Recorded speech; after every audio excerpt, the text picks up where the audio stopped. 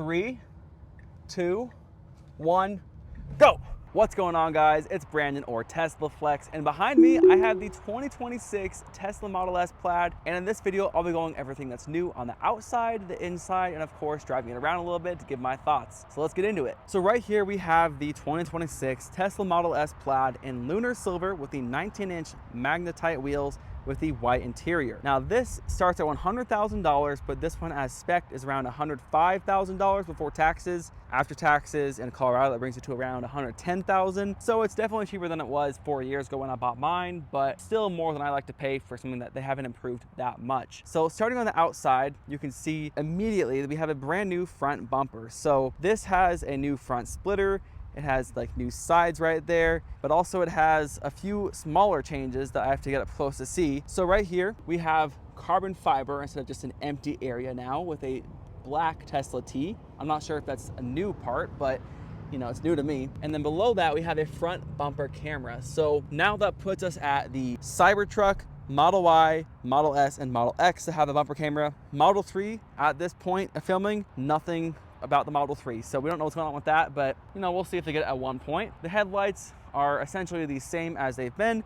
They said that there's the new, the adaptive headlights, but it's just the same headlight that was in like a 2023 or newer Model S, but now it's enabled. And right here, I'm not like a huge fan of this little like black area.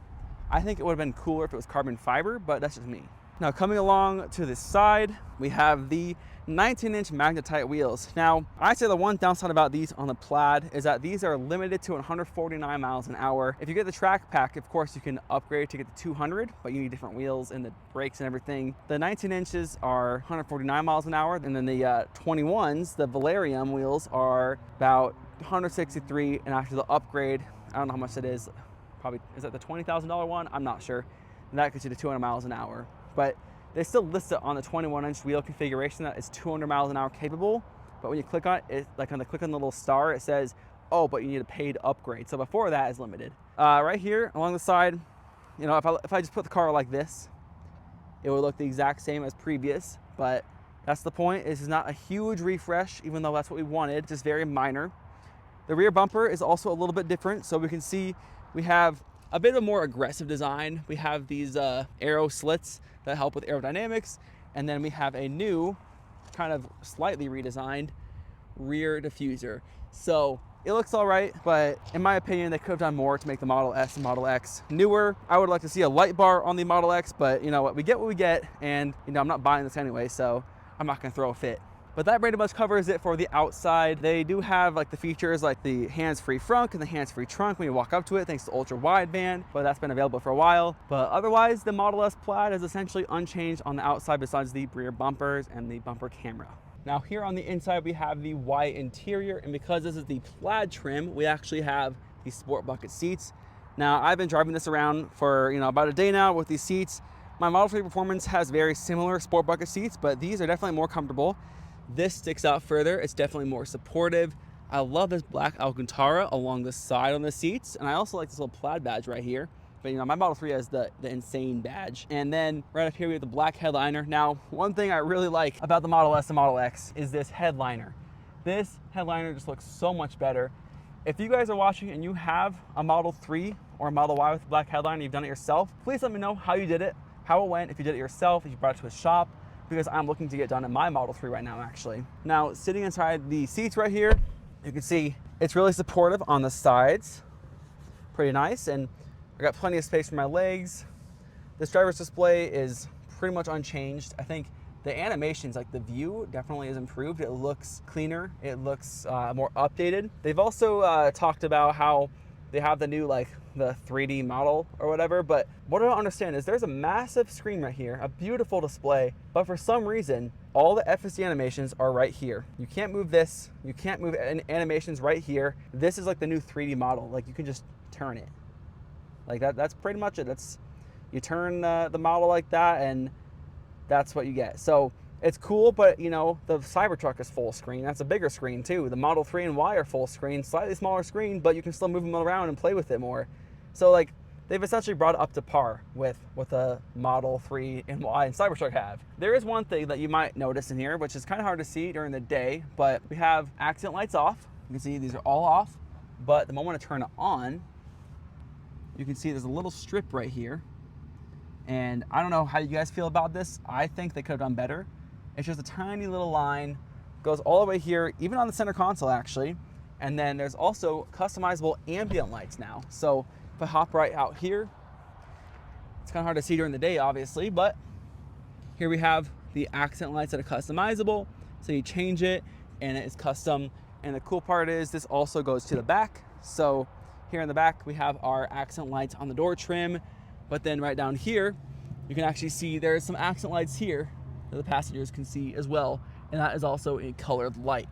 So that kind of seems somewhat retrofittable to older Model S and Model X if you were curious. It just be kind of expensive to get all the parts. Hop back inside the driver's seat. The Model S Plaid still comes standard with the steering wheel, but you can get a yoke for $1,000 more when you order it, or do a retrofit afterwards, I'm pretty sure. But the long range variants of the Model S and Model X don't get it anymore. It's just a wheel only. Accent lights are pretty cool. Bumper camera is pretty cool. The one thing I do like about the bumper camera now is that in the Model S and Model X only apparently, we have the bumper camera right here. You tap right here to clean it, does what it should do. You know, if you're driving, that little blob won't be there, not a big deal. But in my Model Y or the Cybertruck, if you were to switch cameras, these would move. It would basically put these at the top and this at the bottom. But for some reason, the Model S and Model X, they just decided to not do that. And I kind of like it. I kind of like how these don't move. It makes it a lot easier because it's like a bit disorienting. Like everyone gets so used to the repeaters down here, but then you actually like switch cameras to the rear view and it's like, whoa, why are they up here now? So I don't know if it's going to be something they change in a future software update to make it all kind of standard, but you know, they like to do things a bit differently with the Model S and Model X. We still have the same wireless chargers with our emergency shifter right here, if I can get it to pop on. So that's how you shift the gear if the car screen does not work. Carbon fiber center console, of course. And then we have our two little storage cubbies, which are, you know, about the exact same as they were. No real difference actually. Close this up. We have our storage area right here. And again, the interior, if you had the accent lights off in this, would look almost identical. My Model S or Model X never had the tilting display, but I do kind of like it tilted towards me. It's somewhat nice. The rest of the car inside though is not much different. There is a lot different though with how it drives, mostly just like the quietness and a bit of the comfort. It's still very powerful as you would expect for a Plaid, but in my opinion, it's not that much different from the regular Model S and Model X that they were selling 2 months ago. So that's pretty much it for both the changes on the outside and the inside. There is, like, I do want to mention, they apparently have made the active noise cancellation, which is these two speakers in the seat right here. They've made that better, so it's more optimized, but I don't know because I haven't had a Model S or Model X in a while that have had that, so I can't really say for sure. In general, I'm a fan of this interior. I'm a fan of how nice and clean this looks, and just the carbon fiber everywhere and the Alcantara on the seats and everything. But is it worth $50,000 more than a Model 3 Performance? Probably not. I mean, if you want the best value performance car, just get a Model 3 Performance. Model S Plaid, if you're willing to just drop 100K on a Model S Plaid, then do it. It's definitely worth the money if you can afford it like that. I just don't see a reason for me to get one right now. That's pretty much it for the outside, the inside, everything that's really changed. So let's just go for a quick drive and I can kind of talk about how it drives and, you know, just the comfort, the full self-driving and everything like that. Now, climbing inside the Model S, it's honestly a bit more comfortable to get into compared to my Model 3. This carpet floor mat is already coming loose. It's kind of annoying. Get inside, buckle my seat belt, and you can see right here, press my foot to activate drive just with auto shift, and you know, it does its job. So let's get on the road and I'll maybe do a quick little launch and do some highway driving around town and just kind of see how it feels in the new Model S. All right, so we are starting out just with some regular driving off the highway. Now I'm in standard mode right now, so with the dynamics, we have 3 modes. We have comfort, standard, and plaid, and also custom. So I'll go on custom. We have chill acceleration, comfort ride and handling, a light steering weight, and a higher ride height. Now this makes it a lot quieter inside, and you know, I'm definitely noticing quietness. After I'm in here long enough, my speakers that are behind my ears right now will actually start to turn on, and they'll basically give me a reverse frequency of what the car is picking up to make it quieter for me. So we are just in comfort right now. We're in chill, so there's really no crazy acceleration, which if you just want to drive the Model S comfortably, then get a long range, first of all. But if you want to drive a Model S Plaid comfortably, just go in comfort mode and it puts you the easiest mode. Now standard, we have the standard acceleration. the standard ride height, standard steering weight, but still a higher preferred ride height, which is perfect if you want you want a more comfortable ride, you want, still somewhat comfortable steering and, regular steering weight, but then a bit faster acceleration. You can see I'm already picking up a lot like right there. So overall, it's definitely good. And then Plaid, we will get into when we launch onto the highway. But of course, first I need to get onto the highway. I do want to mention that this is, definitely quieter than my 2021 Model S Plaid. That was a very early Model S. Had the old taillights, the old headlights, all the old stuff. And it just was not amazing. We all know it broke in the winter of 2022, and then I got bought back. Let me get a little bit of power down here. So we definitely, have some good acceleration. It's really good around that corner. I don't know all the specific nerdy stuff about just the way it handles, but it does really give you a lot of power on the road. Even when I do this, it's very, very smooth. It doesn't really feel like I'm doing anything dangerous. It's just like a very floating experience almost. So let's get on the highway up here. I think there's the exit, so I gotta get somehow on there. And I'll do a quick little Plaid launch if there's no cars coming up. I know this area is usually pretty good for launches just because it's not a very popular exit or entrance. But I've got to say, compared to my Model S, it's quieter, it's smoother, it's more comfortable. I love these sport bucket seats. If my Model S Plaid had that, I would have been a lot more likely to keep it, but I was just ready to get rid of it when I did. But wow, I've been kind of a Model S Plaid hater for the last few years. I drove Kyle's Model S Plaid, and that one's just been beat up a little bit, but it's getting taken care of now. But honestly, it's a nice car. If you have $100,000 to spend on a Model S, then do it. If you want a car that's slightly not as good, then just get a Model 3 Performance, and that's all you really need. Okay, ready for this? We're gonna go into, let's see, Plaid, and this gives us the option to launch. So I'm gonna get into position, make sure we're good for a quick little launch. Get my hazards on. All right, so I'll be up to 60 pretty quickly, and I'm limited to 85. So let's let this load. Go hold both, get this on the screen, preparing to launch, pull the camera up just so I make sure I'm good. All right, ready? 3, 2, 1, go. Woo! Holy crap. Yeah, that was insane. Whoa. I haven't done a Plaid launch in a while. That was insane. That was Plaid. You really feel it there. I love that they have these little the Plaid mode right there, or they have the own custom settings just to make it a bit easier. And I didn't actually have to enable drag strip mode to actually use it, so that might be a newer thing since I last had my car, but I feel like I always had to enable drag strip mode.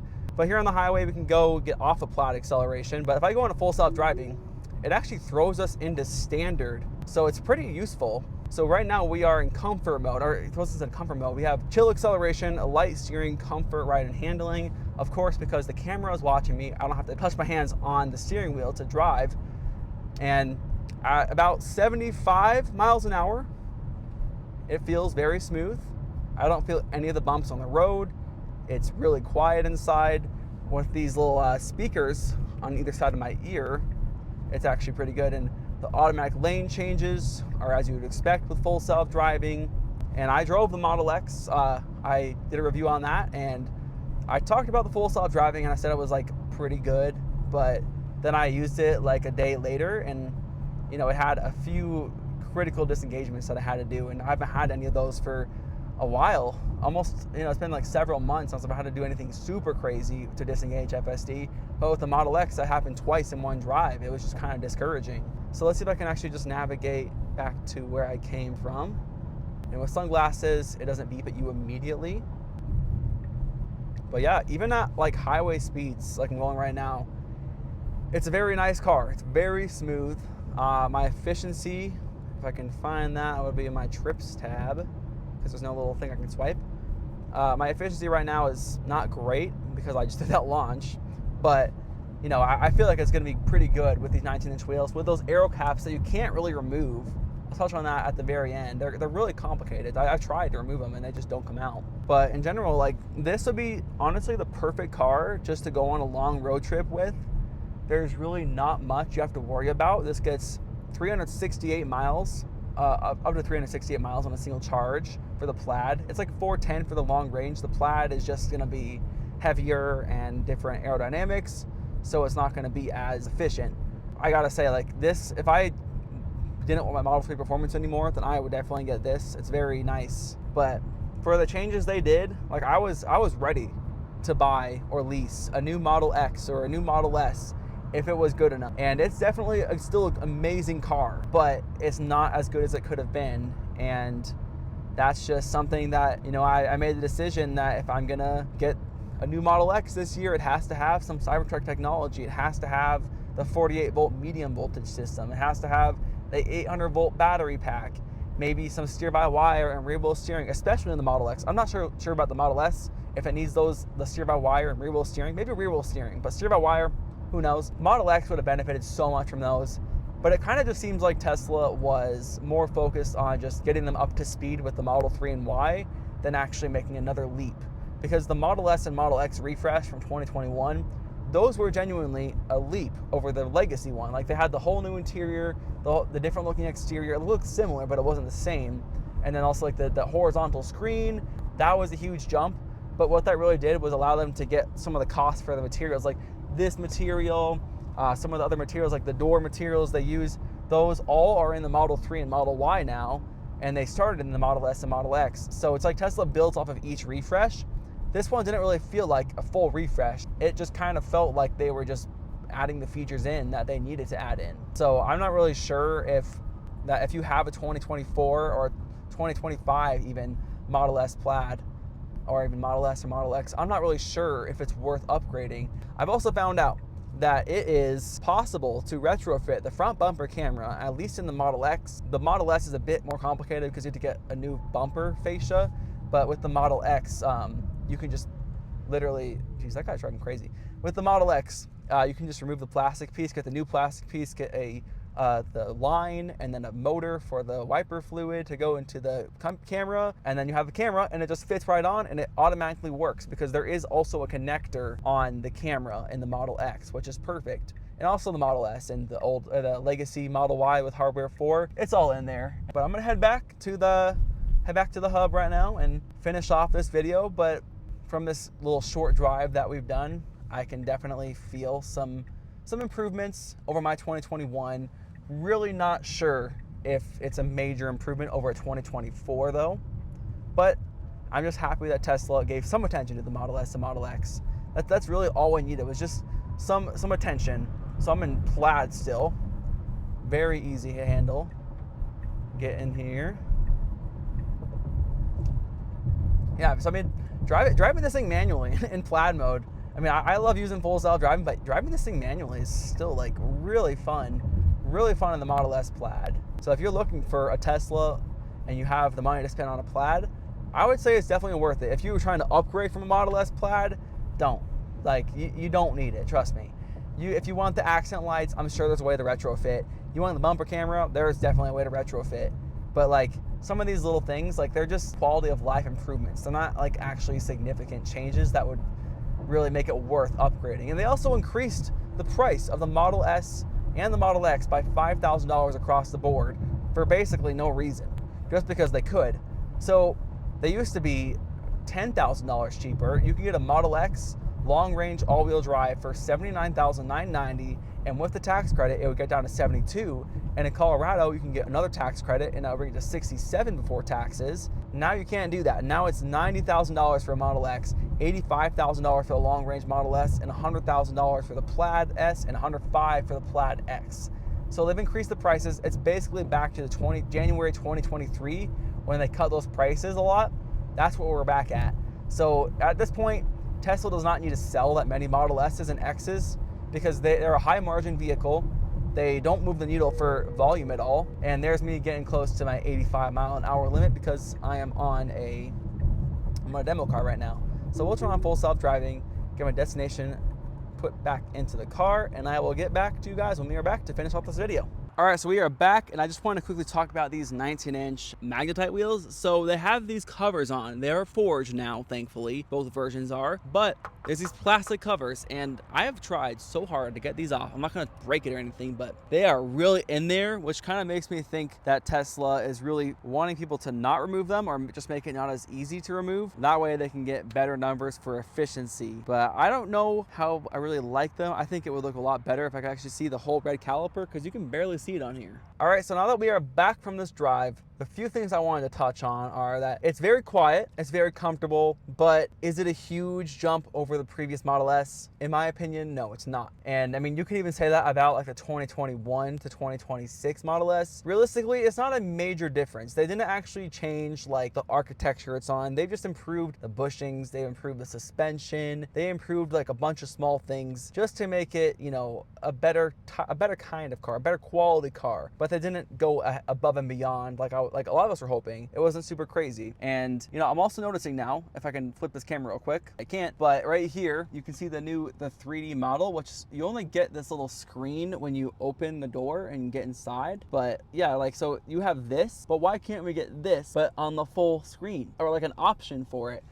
That would be cool. Another downside of this Model S is that, you know, it's very fast, but also, is it worth an extra $50,000 to go 1 second faster, 0 to 60 off the line? Because in my opinion, like, this drives great, it handles really well, but my Model 3 is not much further behind. It's still like very powerful. In the Model 3 performance, they really did a great job with that. You know, there are some issues with like the thermals. It's not as good as it could have been, but that's just Tesla, and they will improve these things over time. I'm hoping that they have a bigger refresh on the horizon. I've heard some rumors already, but I don't really want to like get too much into that, because that's just like way too much speculation. But you know, it would make sense for Tesla to upgrade all of their models to the 800 volt, 48 volt at the same time. But also, like, we just don't know what's going on really. There's still like the Cybercab, there's still the cheaper models, the lower end trims of the Model 3 and Y that are still having to come out at this point. So we don't know what's going on. We don't know really like much, but we do know that Tesla is not putting a huge focus on Model S and Model X anymore. Like,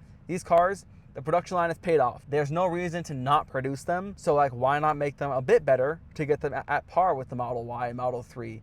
But also, like, the Model Y has power folding rear seats, but the Model X, twice the price, does not have power folding rear seats. The Model S, twice the price, does not have power folding rear seats. And I know it's such a small little tiny feature that like you don't even use day to day, but just the fact that Tesla was able to put that technology in a cheaper car, but they wouldn't put it in their more expensive car, just shows their main focus is not on the Model S and Model X anymore. These cars are just around for the nostalgia, like they've said. And you know, I like to see more than just keeping them around for nostalgia. I like to see some big jumps. I want to see a Model S Plaid Plus with 500 miles of range, 1.9 seconds 0 to 60, great thermals for track, not like I would use it, but you know, people that would. And of course, 800 volt high voltage battery, 48 volt medium voltage, and with the Model X, like, that's where it really needs the steer by wire and rear-wheel steering. So hopefully Tesla can do that in the future, but for now, this is what we got. And in general, I would say the Model S is a very great car. It has always been a great car. The design on the outside is just timeless, but is it worth buying a brand new one if you already have a Model S Plaid? If you don't have hardware for, and you are waiting for an upgrade or a refresh, this might be for you. If you have a 2023, like an April 2023 with hardware 4 or newer, there's really no reason to go out and buy a brand new one unless you really want those accent and ambient lights that are colored, and you really want the bumper camera, which again, I said, could likely be retrofitted on the Model S just like it is on the Model X. But guys, let me know if you have any questions about the new Model S Plaid in the comments below. And if you enjoyed this video, hit that like button, subscribe if you haven't already. Thanks again guys for watching. I'll see you in the next one.